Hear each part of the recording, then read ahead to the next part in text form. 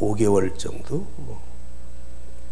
여러분들에게 이 말씀 계속 드렸는데 오늘은 마지막 베냐민 지파에 대해서 말씀을 드리려고 합니다. 다음 주에는 15번째로 전체적인 것을 통괄해서 신명기 33장에 있는 말씀으로 결론을 내리려고 합니다. 자, 베냐민이 누굽니까? 베냐민은 야곱의 마지막 12번째 아들입니다. 야곱이 그렇게 사랑했던 라헬의 또 아들이기도 하고 요셉의 친동생입니다. 12지파의 그 땅을 분배받았던 지도를 한번 보시면 베냐민 지파의 위치를 우리가 알 수가 있습니다. 한번 지도 좀 빨리빨리 보여주셔야 프레젠테이션을 좀 제대로 좀 인서트를 좀 해주시면 좋겠네. 여러분들 보시기에 그 왼쪽이죠. 왼쪽의 아랫부분의 초록색이 유다 지파의 땅이고 저 위쪽에 빨간 점이 가나안 땅에 입성한 후에 법궤를 안치했던 실로라는 곳입니다. 그게 에브라임 지파의 땅입니다. 그리고 그 가운데 끼어 있는 옅은 주황색, 그러니까 사해의 북쪽 왼쪽에 가보면 그 땅이 바로 베냐민 지파의 땅입니다. 한번 비교를 해보십시오. 유다 지파나 또 베냐민 지파나 단 지파나 또 지도에 나오는 뭐 루벤 지파도 보이지만 그 지파에 비해서 땅이 넓어요, 좁아요? 굉장히 좁지요. 그렇죠? 땅이 아주 좁은 땅이에요. 베냐민 지파의 저 땅을 보면서 별거 없겠구나 하는 생각이 드실지 모르지만 그렇지 않습니다. 베냐민 지파가 차지했던 땅은 사회 그 북쪽에 끝에 차지하고 있었던 땅이고 지리적으로 보면 예루살렘 성전이 가까운 데 있었던 그런 지역이고 그리고 유다 지파와 에브라임 지파를 중간에서 딱 가로막고 있는 요충지입니다. 그래서 그 지역은 정치, 사회, 군사적인 이 요새 지역이었다고 하는 겁니다. 특히 베냐민 지파는 이스라엘이 두 개로 나누어질 때 북쪽 이스라엘의 10지파와 남쪽 유다 지파의 두 지파로 나누어질 때 베냐민 지파는 유다 지파에 속해 있었습니다. 그래서 굉장히 중요한 역할을 했던 거예요. 요즘 우리가 뭐 캐스팅 보트라는 말을 쓰는데 중간에 끼어 있으면서 아주 작은 영향력을 가지고 있지만 하나님의 말씀의 중심에 서서 자기의 역할을 제대로 했던 그런 지파였던 것입니다. 자, 그러면 베냐민의 출생에 대해서부터 좀 먼저 살펴보겠습니다. 베냐민은 라헬의 둘째 아들이에요. 야곱이 그렇게 사랑했던 이 라헬의 둘째 아들로 태어났습니다. 라헬이 아들을 낳지 못할 때 야곱에게 거칠게 항의를 했죠. 나는 왜 이렇게 아들이 없습니까? 당신 책임지십시오. 그럴 때 야곱이 뭐라고 말을 합니까? 라헬에게 성을 내서 화를 내었어요. 하는 말이 그들을 임신하지 못하게 하시는 이는 하나님이시다. 내가 어떻게 하겠느냐 하고 말을 했던 것입니다. 여러분, 생명의 탄생은 하나님의 주권인 줄 믿습니다. 할렐루야. 그리고는 그 다음에 라헬을 하나님이 생각하셨어요. 그래서 라헬의 소원을 들으시고 요셉을 주셨습니다. 그의 태를 열으셨다고 말씀하고 있습니다. 요셉을 낳고 요셉의 이름을 지었는데 요셉의 이름의 뜻이 무엇입니까? 하나님이 내 부끄러움을 씻으셨다. 요셉의 이름을 요셉이라고 지은 이유는 하나님이 내 부끄러움을, 수치를 씻어주시기 위해서 요셉을 낳게 했다. 그런 뜻입니다. 여러분, 라헬이 요셉을 낳고 자기의 수치가 씻어졌다는 거예요. 우리의 신앙생활과 견주어 볼 때 우리가 모든 죄와 더불어서 이 땅에 태어났고 죄 때문에 멸망당하지 않습니까? 하나님께서 우리를 구원해 주셨어요. 어쩌면 라헬의 그 수치를 씻어주신 것은 하나님께서 우리의 죄를 용서하시고 하나님의 자녀 삼으신 것과 우리가 견주어서 말을 할 수 있는 겁니다. 그러면 여러분 보십시오. 이제 수치를 씻었으니 어떻게 하면 돼? 이제 편안하게 살면 돼요. 그러나 그 다음 구절을 보시면 이렇게 말씀을 하고 있습니다. 그 이름을 요셉이라 하니 여호와는 다시 다른 아들을 내게 더하시기를 원하노라. 수치를 씻었으면 되는데 라헬은 하나님 앞에 또 기도를 하는 겁니다. 여호와는 다시 내 아들들을 좀 더 주십시오 하고 하나님 앞에 기도해서 얻은 아들이 누굽니까? 예, 베냐민이라는 아들입니다. 여러분, 물론 하나님의 섭리가 있으셨겠지만 라헬이 요셉을 낳고 만족했었다면 베냐민을 하나님 주셨을까? 물론 그것도 하나님의 주권이지만 안 주셨을지도 모르는 겁니다. 여러분, 우리가 신앙생활을 통해서 치유받는 것으로 만족하는 것은 그것은 올바른 신앙일 수 없다는 것을 우리에게 교훈하는 말씀이 아니겠습니까? 이미 말씀드린 것처럼 우리가 구원받았습니다. 죄 씻음 받았습니다. 하나님의 자녀가 되었습니다. 이제는 편히 살면 되는 것인가? 그것이 아니라고 하는 것입니다. 수치를 씻었지만 또 다른 아들을 주시옵소서 간구할 수 있어야 되는 겁니다. 아담과 하와를 창조하시면서 하나님이 야 너희들 이제 이 세상에 태어났으니까 에덴 동산에서 편히 살아라. 하나님은 그렇게 말씀하시지 않았습니다. 하나님은 이 땅을 정복하고 다스리라 하는 사명을 주셨던 거예요. 주님이 이 땅에 오신 목적에 대해서 요한복음에서 이렇게 말씀하죠. 도둑이 오는 것은 도둑질하고 죽이고 멸망시키려는 것뿐이다. 그러나 내가 온 것은, 주님이 이 땅에 오신 것은 양으로 생명을 얻게 하고, 이미 생명을 얻었어요. 그러면 끝이 난 것이 아니라 생명을 얻게 하고 더 풍성하게 얻게 하려는 것이라고 말씀을 하고 있습니다. 라헬이 요셉을 낳고 수치를 씻어버렸어. 그러나 그것으로 만족하지 아니하고 나에게 다른 아들들을 더 주시옵소서 하고 기도했더니 베냐민을 주었다고 성경은 말씀하고 있습니다. 여러분, 오늘 우리가 금년의 표와 마찬가지로 치유와 회복으로 끝나는 게 아니에요. 치유와 회복을 넘어서 바로 부흥의 길로 가는 것이 오늘 우리의 신앙생활의 큰 과제라는 것을 절대 잊지 말고 살아갈 수 있기를 간절히 축복합니다. 할렐루야. 엘리야 시대 때 엘리야를 따르던 선지 생도가 갑자기 죽었습니다. 주의 일을 하다가 빚을 많이 지고 죽었습니다. 미망인이 그의 아내 그리고 두 아들들이 있었는데 그 아내가 엘리사 선지자에게 말을 합니다. 내 남편이 당신을 따르다가 빚만 잔뜩 남겨놓고 죽었습니다. 그랬더니 엘리사 선지자가 이렇게 말을 하는, 그래? 그러면 하나님의 능력을 너에게 보여줄 것이다. 뭐가 있느냐? 내가 먹다 남은 기름 조금 있습니다. 기름 한 병 있습니다. 그래, 그거 가져와라. 그리고 그릇을 많이 갖다 놓아라. 이웃집에 있어든지 어디서든지 그릇을 많이 빌려다가 앞에 갖다 놓아라. 그리고는 여인에게 말을 했습니다. 네가 가지고 있는 기름병을 취해서 그 그릇에 부어라. 그랬더니 여러분, 기름병에 얼마 남지 않은 기름이 없어지지를 않는 거예요. 예? 아무튼 양푼에도 부으면 거기에 기름이 나오고 그릇이 있는 대로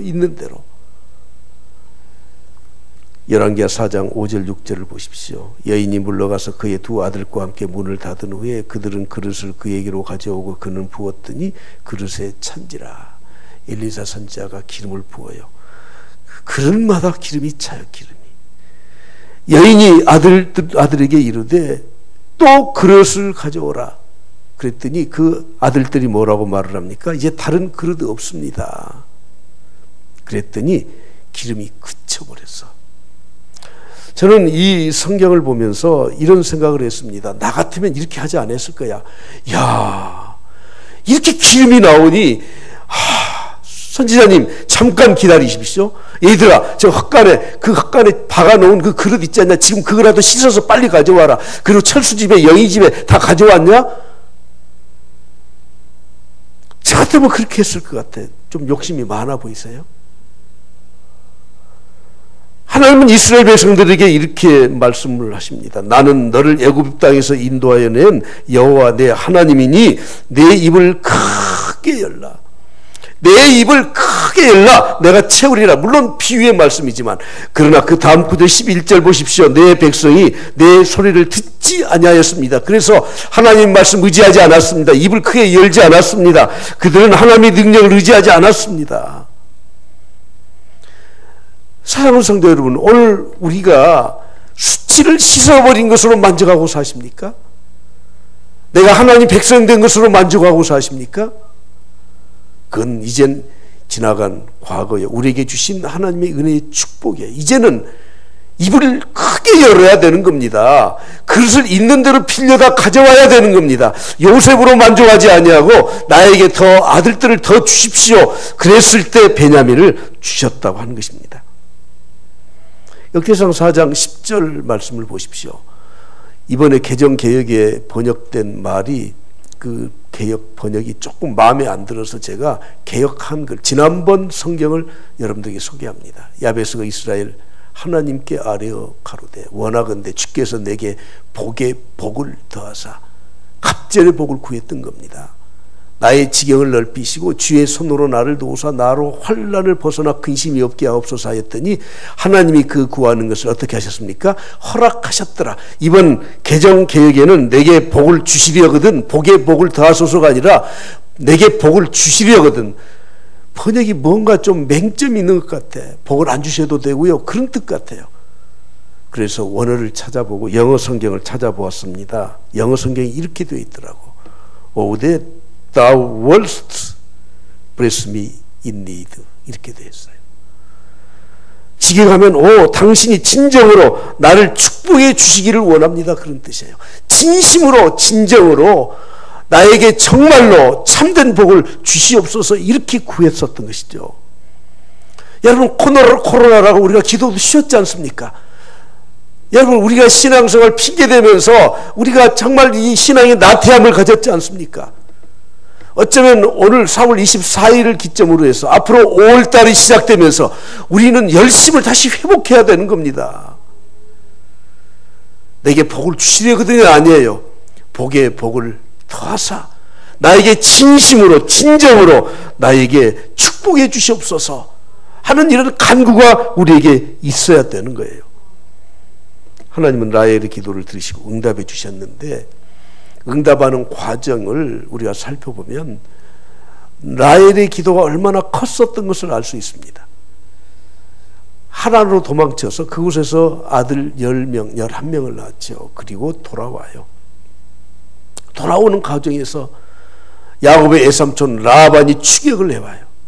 하나님의 도우심으로 그것도 넘겼어요. 자기 고향집에 다다르기 이전에 소식이 들려오기를 에서가 400명의 군사를 이끌고 야곱을 치러 온다는 거예요. 그것도 하나님이 해결해 주셨어요. 약복강변에서 천사와 씨름하는 그런 이 하나님께 울부짖는 부르짖음이 있었습니다.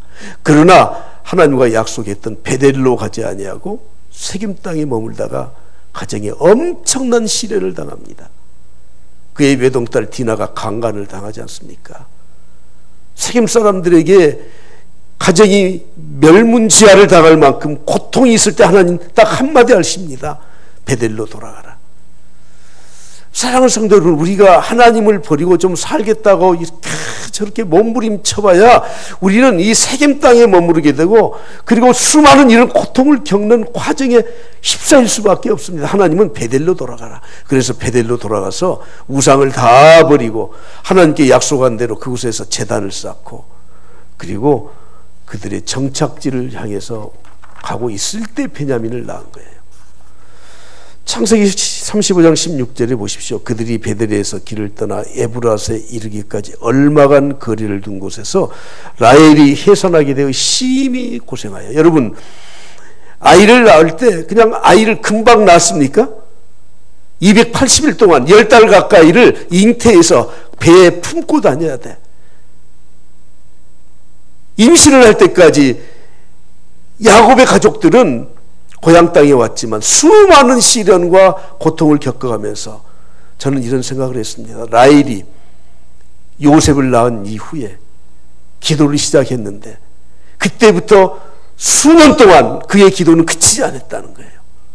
그것으로 만족하지 아니하고 하나님 나에게 아들들을 더 주시옵소서. 내가 수치는 이제는 벗어났지만 하나님의 역사를 이룰 수 있는 또 다른 아들을 주시옵소서. 여러분, 이것이 단순한 인간적인 욕심일까요? 하나님은 그의 기도를 들으시고 몇 년 동안의 가정에 이런 어려움이 있음에도 불구하고 라헬의 기도를 들으시고 드디어 베델에 가서 영적인 모든 문제를 다 해결받은 이후에, 그리고 만삭이 되어서 그들의 정착지로 가는 도중에 베냐민을 낳게 되었다고 하는 것입니다. 그가 난산을 했습니다. 산파가 두려워하지 말라. 지금 내가 또 등남하느니라. 지금 아들을 낳느니라. 얼마나 감격적입니까? 이렇게 해서 아들을 낳았습니다.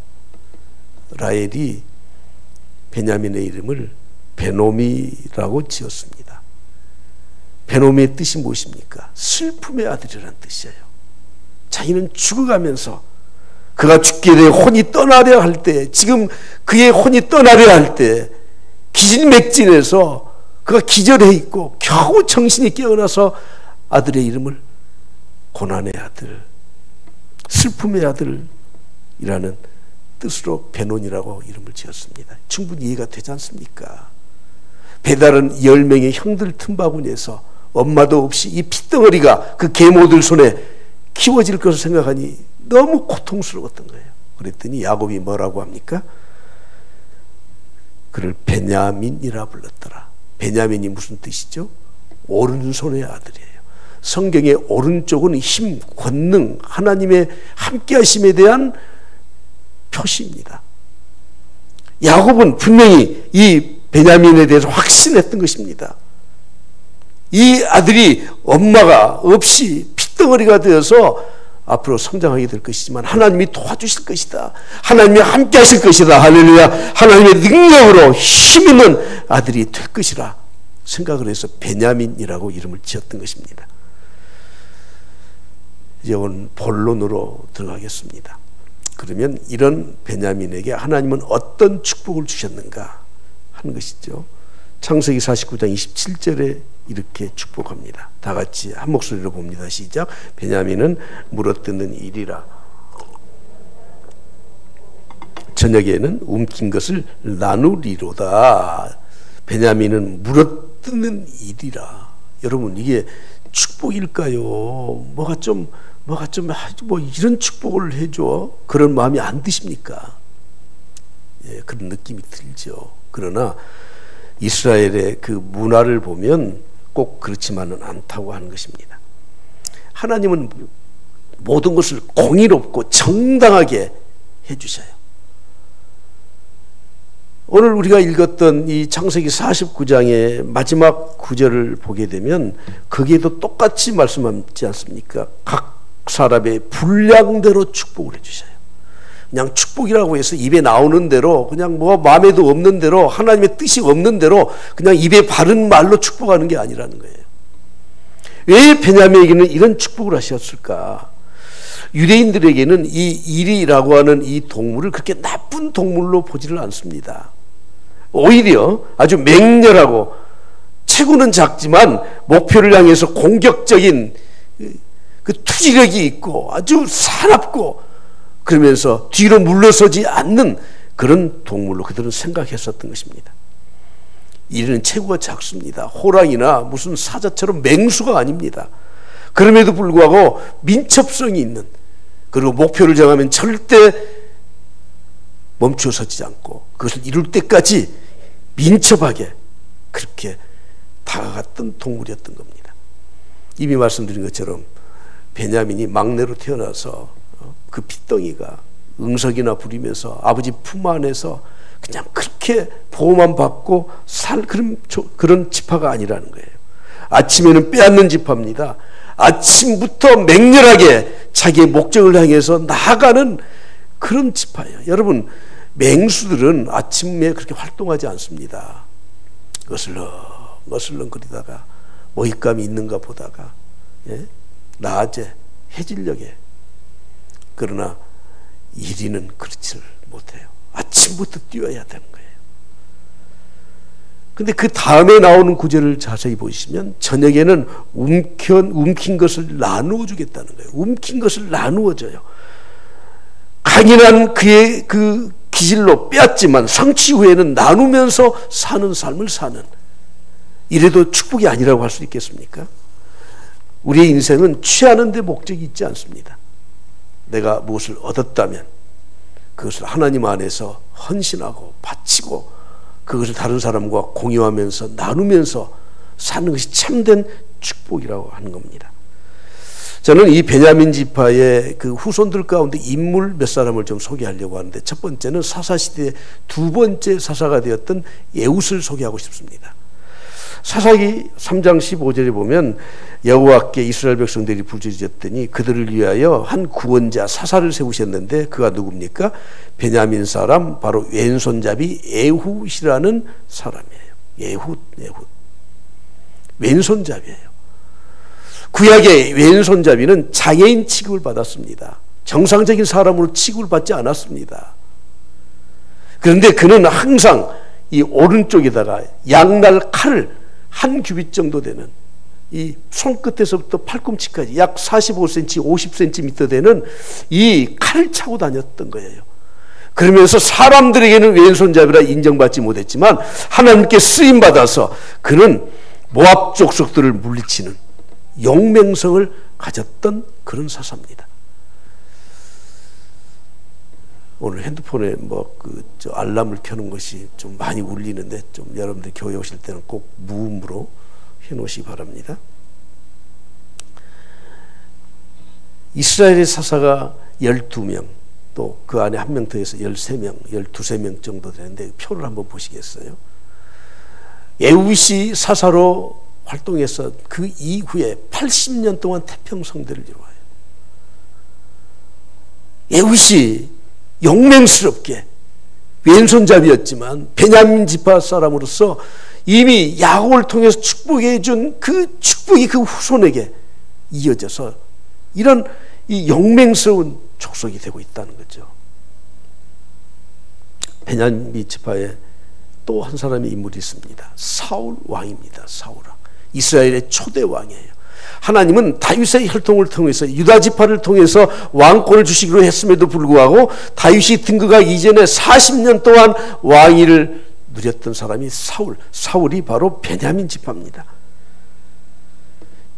사울이 왕으로 추대받을 때, 기름 부음을 받을 때 이렇게 말하죠. 나는 이스라엘 지파의 가장 작은 지파 베냐민 사람 아닙니까?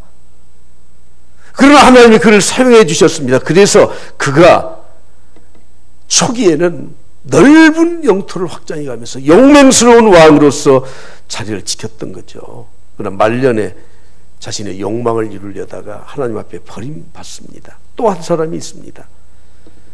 이스라엘 백성들이 바벨론의 포로로 잡혀갔을 때 이스라엘 백성들, 유대인들이 멸망을 당할 위기에 처했을 때 용감하게 나섰던 사람, 모르드게라는 사람이 있습니다. 도성 수산에 한 유다인이 있으니 이름은 모르드게라. 그는 베냐민 자손이니 베냐민 지파 사람이에요. 모르드게는 아주 냉철한 사람이에요. 아주 이지적인 사람이에요. 의로움에 대해서는 굴복을 할 줄 모르는 의협심이 강한 사람이에요. 무엇보다도 하나님의 영광을 위해서는 절대 굽히지 않는 기도의 사람이었고 지혜를 가진 사람이었습니다. 그래서 그의 조카 에스더와 함께, 에스더가 왕 후에 오른 이후에 이스라엘 백성들을 구해내는 결단력을 가졌던 사람이에요. 마지막으로 또 한 사람, 사도 바울입니다. 나는 8일 만에 할례를 받았다. 나는 이스라엘의 족속이요, 나는 베냐민 지파다. 베냐민 지파인 것을 자랑스럽게 말을 하지 않습니까? 사도 바울은 자기가 옳다고 생각하는 것은 자기는 그것을 관철하기 위해서 모든 것을 다 바치는 사람이에요. 예수 믿는 사람들을 핍박했을 때도 자기 주관이 뚜렷했습니다. 자기가 옳다고 생각하는 것에는 절대 굽힘이 없는 사람이에요. 그러나 다메섹 도상에서 예수 그리스도를 만난 이후에는 이제 예수 그리스도에게, 복음에게 헌신된 사람으로 쓰임받고 있다는 거예요. 사도 바울은 기독교 역사상 가장 큰 복음의 역사를 이룬 인물입니다. 복음 앞에서는 누구도 그 잘못을 저질렀을 때 용서하지 않는 과감한 그런 강직함이 있었습니다. 사도 바울이 사도로 쓰임받기 시작할 때 그때 베드로는 대사도입니다. 그런데 갈라서 디아서에 보게 되면 사도 바울은 그 대사도를 불러다가 견책을 했다고 기록하고 있습니다. 야단을 쳤습니다. 당신이 그렇게 해서 됩니까? 복음의 본질은 이것인데 이방인에게 복음 전하는 것을 그렇게 수치스럽게 여기서 됩니까? 하고 강렬하게 반항하면서 책망을 했던 사람이에요. 여러분, 베냐민 지파는 이렇게 이리와 같은 용맹함이 있었습니다.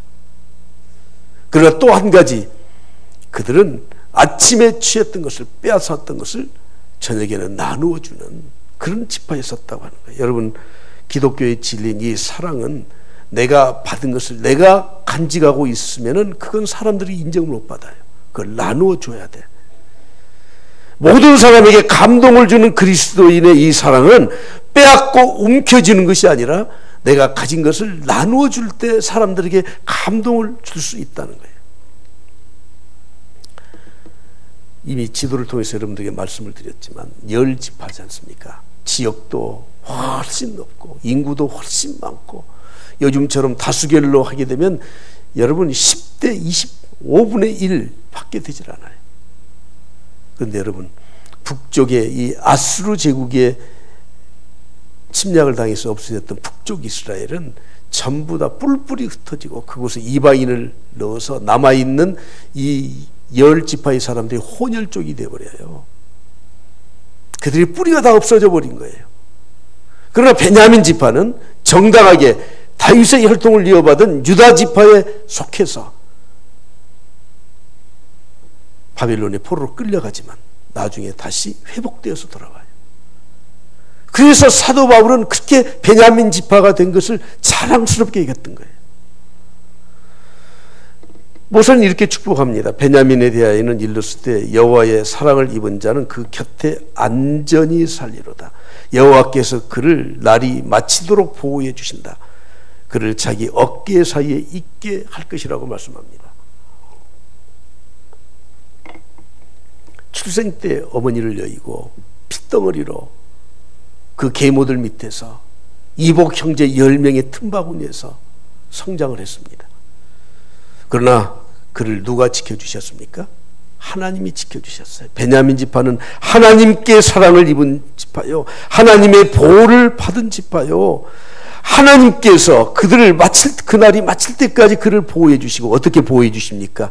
자기 어깨 사이에, 하나님의 어깨 사이에 베냐민을 그의 어깨 사이에서 보호해 주신다고 말씀하고 있습니다. 여러분, 우리 인생의 삶이, 인간의 삶이 내가 노력해서 보호를 받는 게 아닙니다.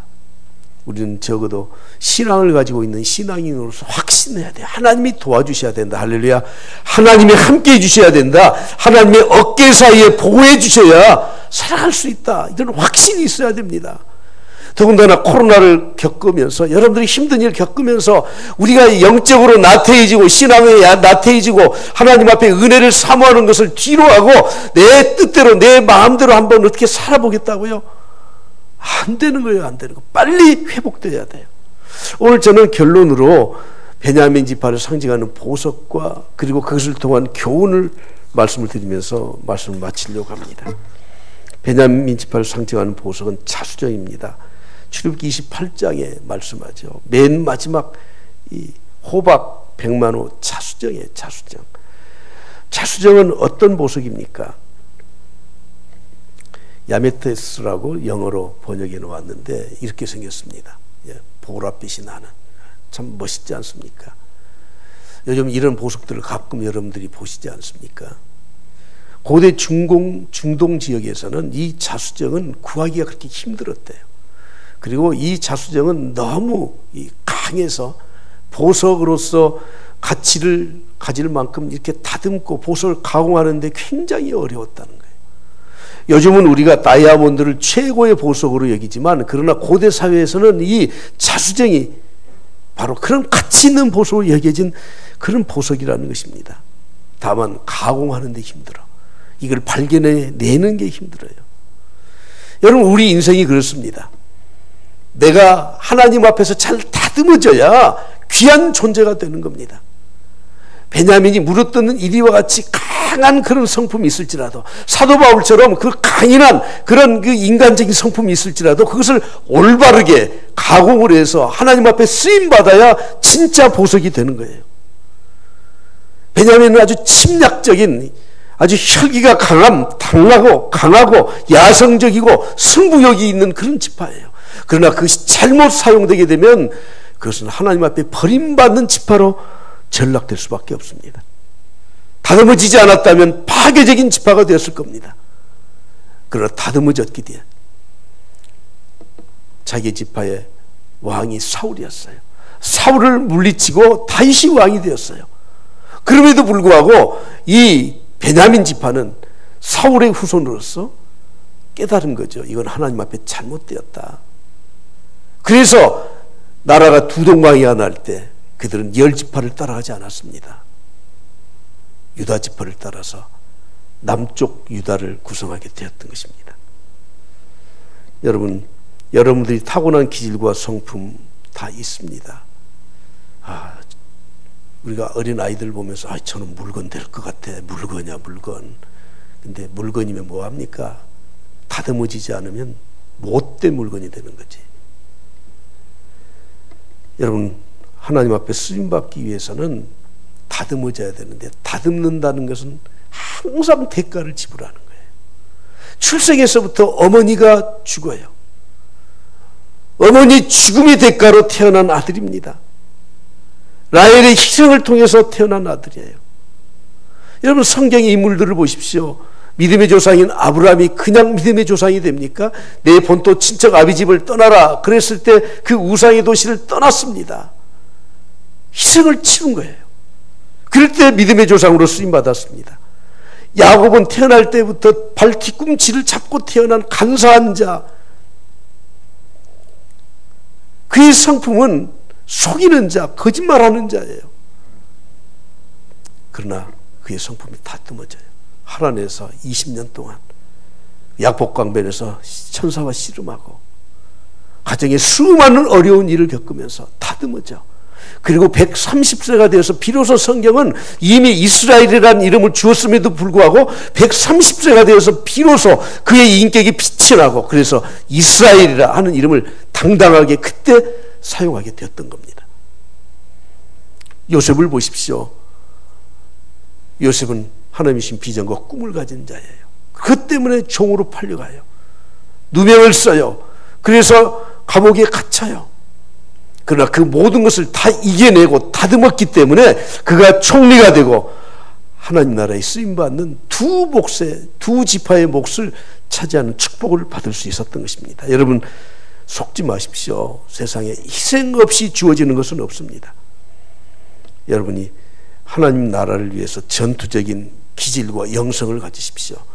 이런 환경 속에서 나는 하나님 없이 못 산다는 확신 속에서 하나님 편에 설 때 하나님이 우리를 축복해 주실 줄 믿습니다. 다시 한번 결론으로 말씀드립니다.